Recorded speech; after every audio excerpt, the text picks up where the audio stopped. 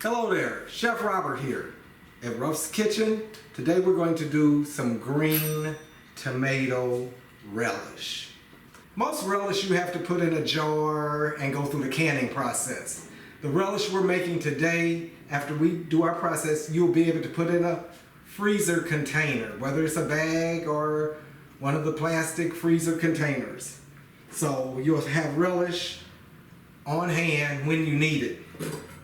Okay, I've already put the tomatoes in. We're going to add some onion.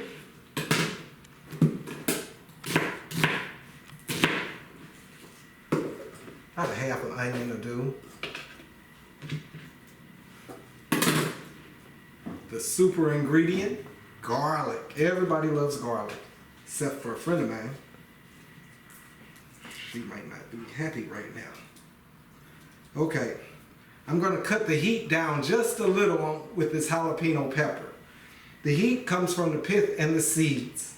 Well, I'm going to take half of it and discard the pith and the seed. But I'm going to leave some with it so we can have just a little bite to our relish. What we're going to do is just kind of cut that up a little bit. Add that. Next we have some red bell pepper and we have some serrano pepper. You can use just green bell pepper. I had this and I thought it would add a great little kick to it.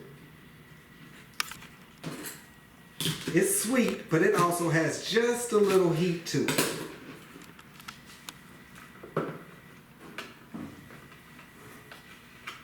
Correction, that was a poblano pepper. Sorry, I said serrano. Okay, now back to the other ingredient. Apples, green apples. The green apple has a little sweet, but it also adds that tart that we need. Oh, this is going to go in here.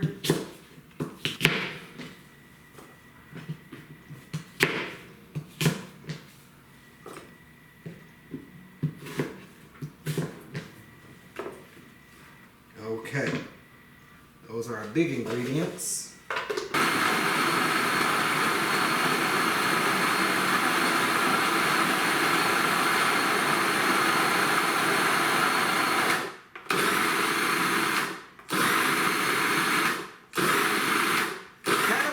Not chunky, but you don't want it real smooth. Again,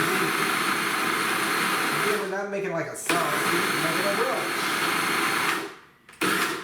Let's see what we're looking like in here. Man, that looks pretty good. Boy, that's smelling pretty good too. Okay. If you have a few large pieces, you can always add just a little more chop to it. I like that texture right there. We have some salt and celery seeds. I have a spicy brown mustard. You can use any mustard. I'm preferring this one.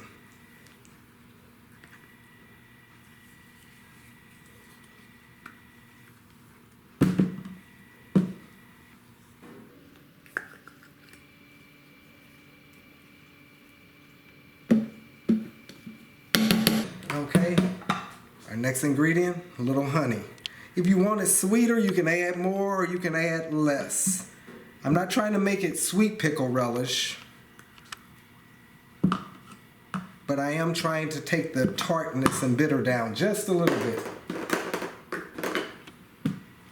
Our last ingredient, some vinegar.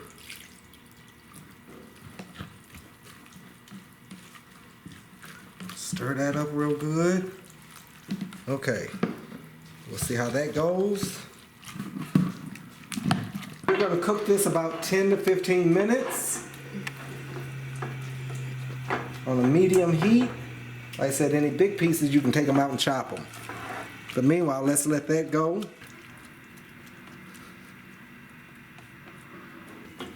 It's getting there. Again, we're not going to cook it till it's mushy, but we're going to cook it till it's tender. And all the flavors start coming together.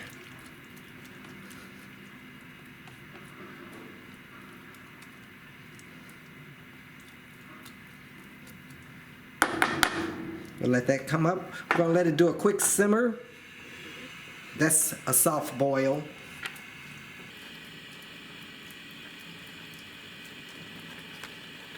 It's cooked down some, but not too much. Still has a little crunch and bite to it. But now we're going to go ahead and place it in the container. Boy, it smells good.